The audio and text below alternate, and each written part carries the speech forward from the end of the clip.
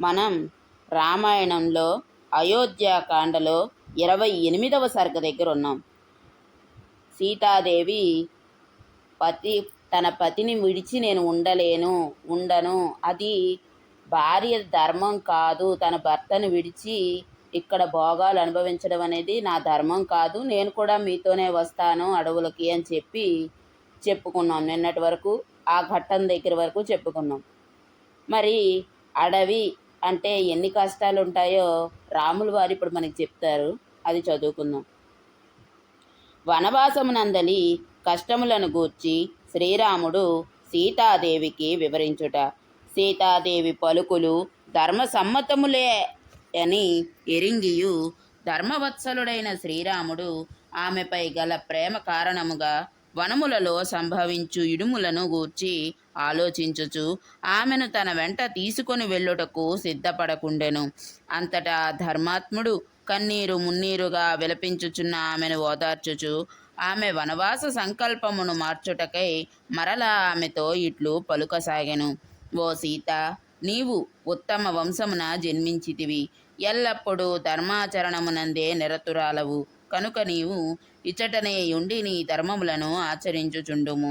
తొందరపాటుతో కూడిన దుఃఖావేశపు ఆలోచనలకు తావీయకము. ఓ జానకి, ఓ అబల, నీ సుఖశాంతులకై నా మాటలను వినుము. నేను చెప్పినట్లు నడుచుకొనుము. వనములలో పెక్కు కష్టములు ఎదురగుచుండును, వాటిని గూర్చి చెప్పెదను గ్రహింపుము. ఓ సీత, నా వెంట వనములకు రావలనను ఈ సంకల్పమును విడిచిపెట్టుము. దుర్గమ అరణ్యములలోని జీవనము పెక్కు కష్టములతో కూడినది. ఇది అనుభవజ్ఞుల మాట. నీ హితము గోరియే ఈ మాటలను నీకు చెప్పుచుంటిని. వన జీవనమున ఎన్నడును సుఖము లభింపదు, నిరంతరము అది దుఃఖములకు నిలయము. పర్వతముల నుండి దూకుచుండునట్టి సెలయేళ్ల హోరులను, కొండ గుహలలో నివసించుచుండెడి సింహ గర్జనలను వినుటకు భయంకరముగా నుండి గుండెలను అవియజేయుచుండెను. కనుక వనవాసము దుఃఖమయము. నిర్జనారణ్యముల యందు స్వేచ్ఛగా విహరించుచు మత్తిల్లిన సింహములు, పెద్ద పులులు మొదలగు క్రూర మృగములు మనలను చూచి చంపుటకై వచ్చి మీదపడుచుండును. కనుక సీత, వనములు దుఃఖ భూయిష్టములు. అడవులలోని నదులన్నీయును మొసళ్లతోనూ బురదలతోనూ నిండి దాటుటకు వీలు లేకుండును. అంతేకాక అచటి మదపుటేనుగులు స్వేచ్ఛగా తిరుగాడుచు భయమును గొలుపుచుండును. అరణ్యములు కష్టములకు ఆలవాలములు. అడవులలో దారులకు అడ్డముగా తీగలు అల్లుకొనియుండును. త్రోవలలోని ముళ్ళు కాళ్లకు గ్రుచ్చుకొని బాధ కలిగించుచుండును. అడవి కోళ్లు భయంకరముగా కూయుచుండును. దాహబాధ తీర్చుకొనుటకు అచట ఒక చుక్క నీరు కూడా దొరకదు. దారులన్నీయు అడుగు పెట్టుటకు వీలు లేకుండా ఉండును. కనుక వనవాసము దుఃఖములకు నెలవు. వనములయందు నివసించు వారికి అచట పర్యంకములు ఉండవు. నేల మీదనే పరుండవలెను. హంసతూలిక తల్పములు ఉండవు. పండిరాలిన ఆకులపైననే శయనింపవలెను. రాత్రులయందే విశ్రాంతికి అవకాశము దొరుకును. కనుక వన జీవనము దుఃఖపూరితమైనది. అచ్చట షడ్రసోపేతమైన భోజన పదార్థములుండవు. చెట్ల నుండి రాలిన పండ్లను మాత్రమే భుజించుచు రాత్రింబవళ్ళు నియమ జీవనము మరి ఏ ఇతర పదార్థములను ఆశింపక గడపవలెను. ఓ మిథిలా రాజకుమారి, వనవాసమున యథాశక్తి ఉపవాసములతోడనే గడపవలెను. శిరమున జటాభారమును వహించవలెను. నార చీరలనే ధరింపవలను. ఇదియే అచటి జీవన విధానము. దేవతలను పితృదేవతలను ఆయా సమయముల యందు విచ్చేసిన అతిథి దేవతలను యథావిధిగా నిత్యము పూజింపవలను. ప్రతి దినము ఉదయము, మధ్యాహ్నము, సాయంకాలము 3 వేళల యందు నియమపూర్వకముగా స్నానాదులనాచరించుచు నిష్ఠా జీవనమును కొనసాగింపవలను. అందువలన వనవాసము క్లేశములతో నిండినది సుమా. ఓ అమాయకురాల, స్వయముగా శ్రమపడి తీసుకొని వచ్చిన పువ్వులతో ఋషి ప్రోక్తముగా విధి విధానముగా వేదిక యందు దైవారాధన చేయవలను, బలి విధులను నడపవలను. ఓ మైథిలి, లభించిన ఫలాదులను మాత్రమే నియమపూర్వకముగా భుజించుచు వనవాసులు నిత్యము తృప్తితో మనుగడ సాగింపవలను. అందువలన అరణ్య జీవితము దుఃఖకారకము. ఓ రాజకుమారి, అచట వీచటి పెనుగాలులకు తట్టుకొనుట అసాధ్యము. చిమ్మ చీకట్లతో కూడిన దీర్ఘములైన రాత్రులు భయావహములు. నిత్యము అచట ఆకలి బాధకు ఓర్చుకొనుట ఎంతేని కష్టము. ఇంత ఎందులకు వనవాస జీవితము మిక్కిలి భయంకరమైనది, దుస్సహమైనది. ఓ భామిని, వివిధ కారములు గల పెక్కు విష సర్పములు బుసలు కొట్టుచు అచటి నేలపై అనుక్షణము తిరుగుచునే ఉండును. ఇట్టి వాటికి తట్టుకొనుట ఎంతయూ కష్టము. నదులను ఆశ్రయించి జీవించు మహాసర్పములు నదుల వలె వంకర టింకరగా ప్రాకుచు దారులకు అడ్డముగా చేరి ప్రమాదకరములై ఉండును. ఓ అబల, వీటి సంగతి సరే, ఇంకనూ అచట సంచరించడి మిడుతలు, త్రేళ్ళు, మండ్రగప్పలు, విషపురుగులు, అడవి ఈగలు, దోమలు మొదలగు వాటి బాధ చెప్పనలవిగానిది. వనవాసమున సర్వదా ఆ క్లేశములను భరించుట మిగుల కష్టము. అడవులలో ముండ్ల చెట్లు, మొనదేరిన దర్భలు, రెల్లుగడ్డి మొదలగు వాటి వలన కలుగు కష్టములకు అంతేయుండదు. అరణ్యములలో నివసించువారు పెక్కు విధములుగా శారీరక క్లేశములను, నానా ప్రకారములైన భయంకర పరిస్థితులను ఎదుర్కొనవలసి ఉండును. కనుక వనజీవనము మిక్కిలి దుర్భరము. క్రోధ లోభములను పరిత్యజించి తపోనియమ నిరతులై అచట జీవింపవలను. అనుక్షణము భయంకర పరిస్థితులు ఎదుర్కొనుచున్న నిర్భయముగా ఉండవలను. ఆలోచించిన కొలది వనవాసమున ఇంకనూ ఎన్నియో కష్టములే తోచుచున్నవి. కనుక ఓ మైథిలి, సుకుమారివైన నీకు దుర్భరమైన వనజీవనము ఏమాత్రము తగదు. అందువలన నీవు వన గమనాభిలాషను వీడుటయే మంచిది. మహాత్ముడైన శ్రీరాముడు తనను వనములకు తీసుకుని వెళ్ళుటకు ఇష్టపడుటలేదు అను విషయమును సీతాదేవి గ్రహించెను. కానీ ఆయన మాటలను ఆమోదింపక ఆమె కడు దుఃఖితై ఆ రఘురామునితో ఇంకను ఇట్లు నుడివెను. రాముల వారు చూడండి, ఎన్ని కష్టాలున్నాయని చెప్పారు. కానీ తండ్రి మాటకి ఇన్ని కష్టాలు ఉంటాయని తెలిసి కూడా వెళ్తాను, నేను అడవులకు వెళ్తాను అని చెప్తున్నారు. సీతాదేవిని తీసుకెళ్ళమంటే వద్దొద్దు, అడవిలో ఇన్నుంటాయి, మృగాలు ఉంటాయి, అసలు విషసర్పాలు ఉంటాయి, అలా నువ్వు ఉండలేవు అని చెప్తున్నారు. కానీ ఆయన వెళ్ళడానికి సిద్ధపడిపోయారు. రాముడు అడవులకు వెళ్ళాడు అని మాత్రమే తెలుసు. అడవిలో ఎన్ని కష్టాలు ఉన్నాయో చదివితేనే కదా మనకు కూడా తెలిసింది. 29వ సర్గము. అన్ని పరిస్థితులలోనూ భార్య భర్తను అనుసరించుటయే యుక్తము అని పలికి సీతాదేవి పతి వెంట వనములకు వెళ్ళుటకు సిద్ధపడుట. ఆయనే బయలుదేరతానంటుంటే ఇన్ని కష్టాలను విని కూడా నేను మీతోనే వస్తాను, కష్టమైన మీతోనే, నష్టమైన మీతోనే అని సీతమ్మ తల్లి కూడా బయలుదేరుతోంది. అందుకే రాముడు తండ్రి అయ్యాడు, సీతమ్మ తల్లి అయ్యింది. ఇట్లు శ్రీరామచంద్రుడు పలికిన సాంత్వ వచనములను విని సీతాదేవి మిగుల దుఃఖితయై కన్నీరు గార్చుచు తిన్నగా ఆయనతో ఈ విధముగా వచించెను. నాథ, ఇంతవరకును మీరు వనవాసమున తటస్థించు పెక్కు కష్ట నష్టములను గూర్చి బహురీతులా వివరించితిరి, నిజమే. కానీ ప్రేమపూర్ణమైన మీ సాహచర్య ప్రభావమున అవి అన్నీ నాకు సుఖావహములే అగును. వాటినన్నింటినీ మీ కృపతో నేను అవలేలగా అధిగమింతును. ఈ విషయమును సావధానముగా గ్రహింపుడు. వనవాస సమయమున మృగములు, సింహములు, మదపు టేనుగులు, పెద్ద పులులు, శరభ మృగములు, 8 కాళ్ళ మృగములు, అట్లే హింసాత్మకములైన పక్షులు, అడవి ఎద్దులు, ఇంకను వనమున సంచరించు ఇతర క్రూర మృగములు మనకు ఎదురుపడవచ్చును.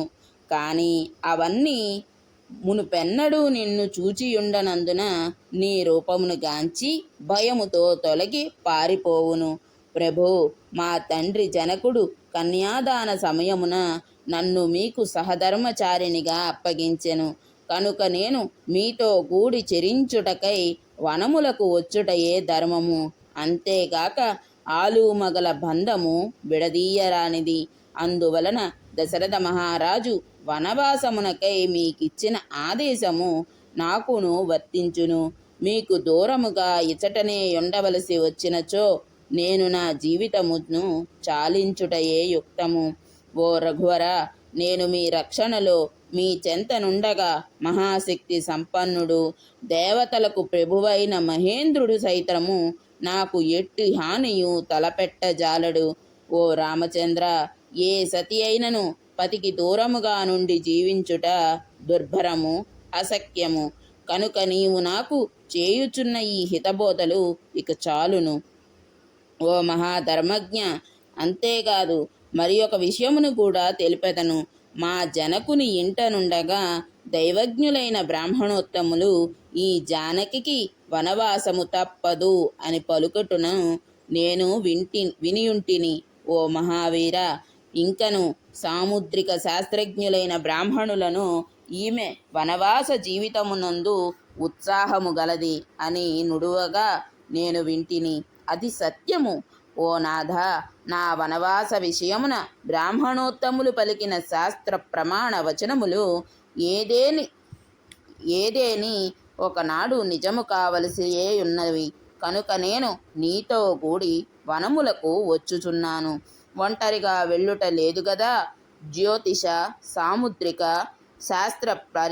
శాస్త్ర ప్రమాణములను అనుసరించి నేను వనవాసము చేయవలసియే ఉన్నది.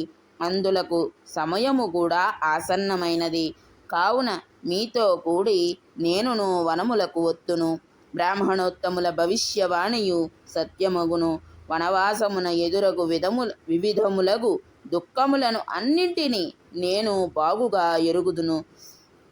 ముందుగా అచటి కష్టములు తెలియని వారికి మాత్రమే అవి బాధాకరములు, నా వంటి వారికి కావు. నేను మా తండ్రి ఇంట కన్యగా ఉన్నప్పుడు ప్రశాంత జీవనము గడిపెడి ఒక భిక్షుకి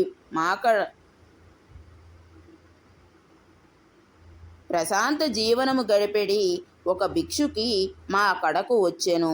ఆమె మా తల్లి సమక్షముననే నా వనవాసమును గూర్చి ప్రస్తావింపగా నేను వినియుంటిని. ఓ మహాప్రభు, నేను ఇక్కడికి వచ్చిన పిమ్మట కూడా లోగడ పెక్కు పర్యాయములు కొంతకాలము గంగా తీరమున గల వనములయందు మీతో కూడి గడపవలను అను నా కోరికను మీకు తెలిపియుంటిని. అందులకు మీరును ఆమోదించియుంటిరి. ఓ రఘునందన, నాటి నుండి నేను వనగమనార్థమై నిరీక్షించుచుంటిని. మీదు మిక్కిలి వనవాస సమయమున సూర్యుడవైన నీకు సేవలునర్చుచుండుట నాకు ఎంతేని ఇష్టము.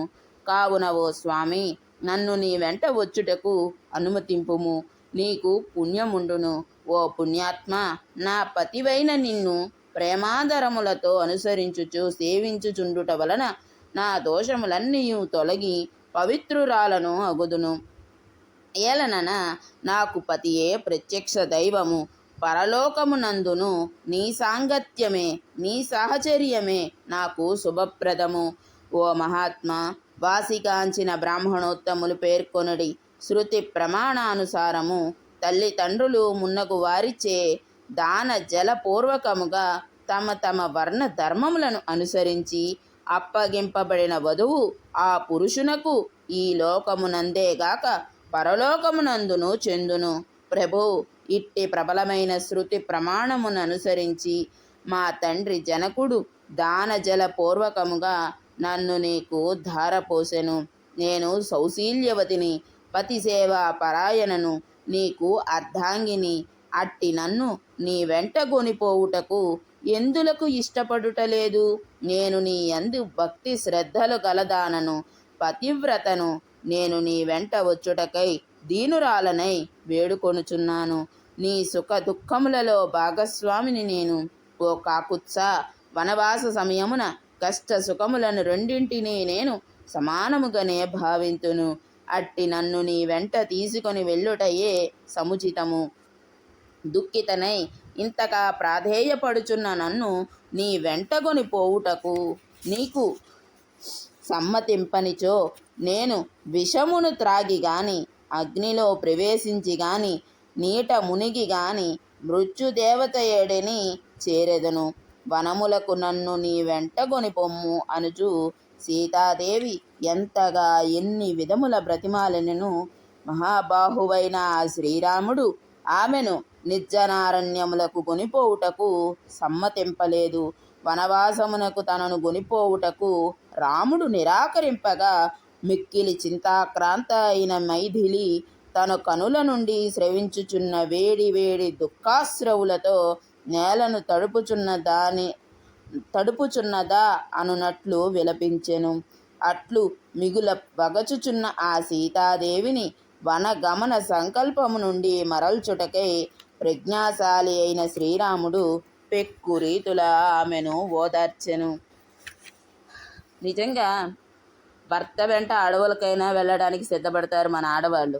సీతాదేవినే ఇన్స్పిరేషన్గా తీసుకుని మీరు ఎక్కడికి వెళ్తే మేము కూడా అక్కడికే వస్తాము, మేము ఒంటరిగా వెళ్ళము, మీరే వెళ్తారా, మేము వస్తాము అంటారు. త్రేతాయుగంలో రాముడు సీతాదేవి మాట ఏమో కానీ మన కలియుగంలో మాత్రం భర్తల్ని వదలరు. ఎందుకంటే అమ్మో వాళ్ళని వదిలేస్తే వాళ్ళకి స్వేచ్ఛ వచ్చేస్తుంది, మనకి స్వేచ్ఛ పోతుంది అని. కానీ సీతమ్మ అలా ఆలోచించలేదు. ఆ కష్టమైన ఏదైనా సరే అన్ని మృగాలు ఉంటాయన్నా కూడా పెద్ద పెద్ద ముళ్ళ చెట్లు ఉంటాయన్నా, విషసర్పాలు ఉంటాయని తెస్తే ఏమో వేరే ఆడవాళ్ళు అయితే ఆలోచించేవారేమో కానీ సీతమ్మ తల్లి మాత్రం మీరెక్కడుంటే అక్కడే ఉంటా, మీరు నన్ను తీసుకెళ్ళకపోతే విషమైనా తాగి చచ్చిపోతాను కానీ నేను మిమ్మల్ని వదిలి ఒక్క క్షణం ఉండలేను అని చెప్తోంది సీతమ్మ తల్లి. అది భార్యాభర్తల బంధం అంటే. సరే, ఇప్పుడు ఆ చర్చ నేను చెప్పను కానీ ఆ తర్వాత కథ ఏం జరిగింది అనే కథా విశేషాన్ని రేపు చదువుకుందాం. సర్వం శ్రీ రామచంద్రమూర్తి పాదారవిందార్పణమస్తు. స్వస్తి.